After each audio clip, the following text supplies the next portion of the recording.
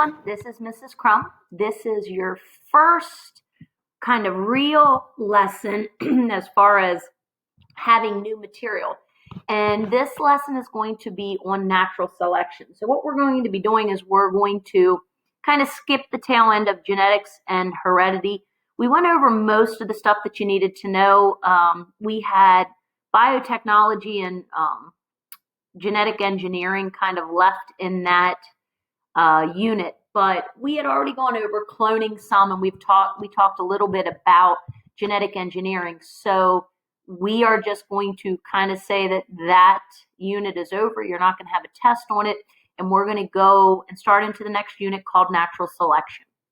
So basically what we're going to look at in this lesson is how does natural selection lead to differences in populations over time.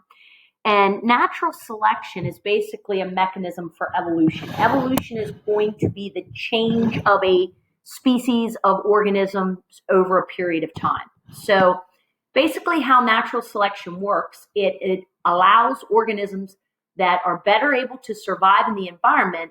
They are the organisms that will survive, they'll live, and when they live and they get to be a mature age, they will be able to reproduce.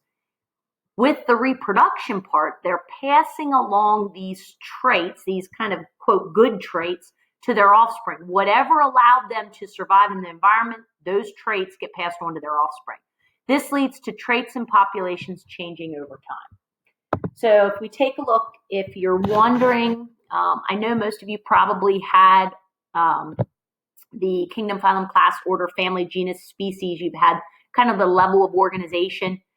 Species is basically the most specific organization that you can give, and it means that if you are within the same species, you can breed and produce fertile offspring. So you can produce babies, and your babies can then go on and reproduce and have babies. You'll pass on traits, your DNA, to offspring, just like Bob and Betty the dragons passed on traits to all of the baby dragons that you made. Mom and dad, they will pass on traits. They'll pass on chromosomes to their offspring. Offspring will have a variety of traits based on what gets passed on. So when you look at this, natural selection, this idea that the good traits get kind of selected for, basically causes populations to change over time. And so what I want you to see is I want you to see a simulation, and this simulation you'll be able to access if you want to actually play it. But one of the things it's going to say is it's going to say this type of file can harm your computer. Do you want to keep natural selection? If you want to keep this anyway, I'm going to keep, because I know this is okay. If your parents or guardians, whatever laptop you're working on, if they don't want you to keep it, that's fine. It's one of the reasons I'm showing you the simulation through the video. So if we look at this simulation, it's a pretty cool one, because here's what happens. You have, initially you see this single white baby bunny hopping around, okay? And so in order for the bunny to reproduce, we need to add a friend, because if you do not have at least one male and one female, there won't be reproduction. But now once we add the friend, you'll notice that the rabbits start reproducing. So we'll start to get a lot of white rabbits, okay? So then what I'm going to do is I'm going to go and I'm going to add a mutation. I'm going to add a mutation of brown fur. So it takes a little bit of time, but now you'll notice that some of the bunnies have mutated, and there is a brown fur trait within the bunnies, okay? So this is the variation. So variations come from random mutations. So you'll see there's tons and tons of bunnies now, and as we go through, bunnies have taken over the world because there were too many of them. So now what we're going to do is we're going to look at how natural selection plays out. So I'm going to add a friend to my bunny. So now we have a couple. Okay, I'm going to add the mutation. So we're going to get brown rabbits now. And here's what I'm going to do. I'm going to go over for the selection factor. There's always going to be things that select. I'm going to add wolves. And what you're going to start to see here, the wolves are mainly eating the white rabbits, because in this landscape, the white rabbits are really, really easy to see.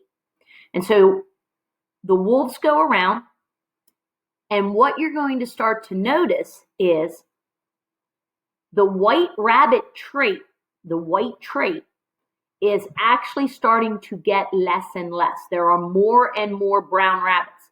Now, look what actually happened in this simulation. The brown rabbits, there are no more white rabbits. So now white rabbits came back. But in this case, the wolves, because the white rabbits stood out so much, they get eaten. And when that happens, that trait is basically selected against. The brown trait is selected for, and that's considered in this environment to be the good trait. Okay? So I wanted to show you that part. Now, I'm going to reset this because it all depends on the environment that you're in. Obviously, this white rabbit stands out a lot because it's in this brown background. But what if I change the environment to an Arctic setting? So now I'm going to add a friend for Bunny.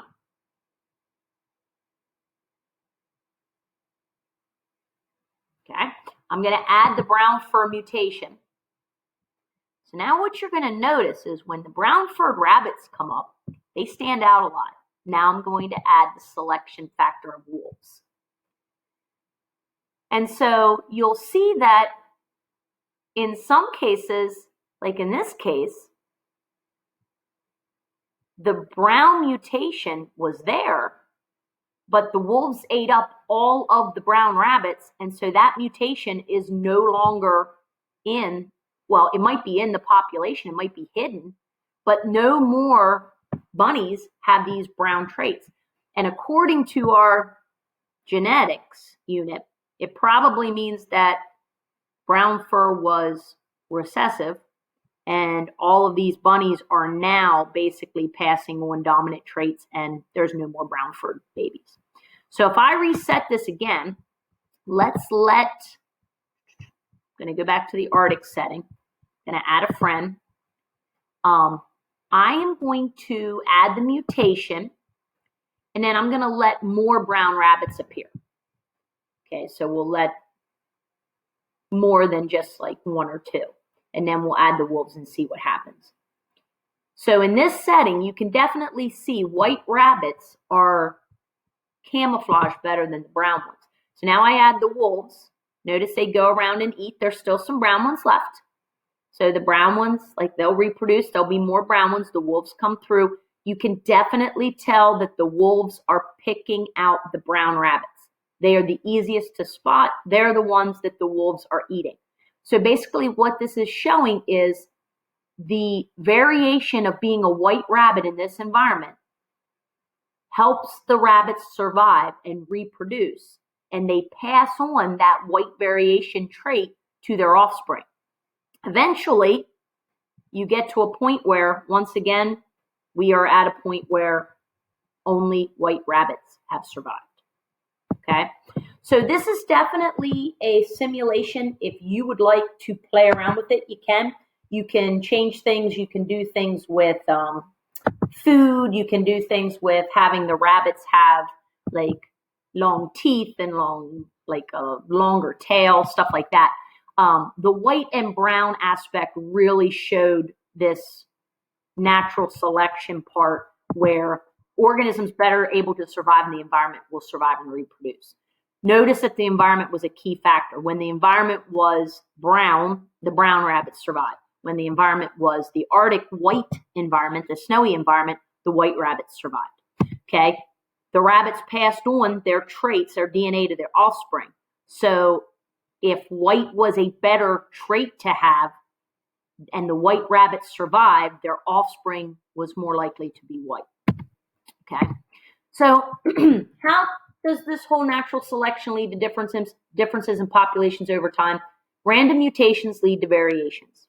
Some variations are better than others. So we had a random mutation where white rabbits, now there was a variation where instead of being white, they were brown. Some variations were better than others. In the Arctic, in the snowy environment, the white variation was better than the brown variation. The organisms with better variations survive and reproduce. In the Arctic, in the snowy environment, the white rabbits were more likely to survive and reproduce than the brown ones because the brown ones stuck out in the snow and the wolves ate them all. And then the variations get passed on to their offspring.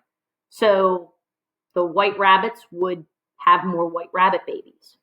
Over time, these variations are more common. So if you noticed, over time in the Arctic environment, there were only white rabbits that were there. So this is kind of how the natural selection process works. So thank you for listening to the lesson. Remember, if you have any questions about anything that you're seeing in the lessons, I have office hours Monday through Friday, 1 to 2 p.m. Remember, they are optional, but if you want to pop in and say hi or ask a question or two, I would be more than happy to see you and answer questions. So thank you very much for listening. And if you have any questions, please stop by office hours. Thanks. Bye.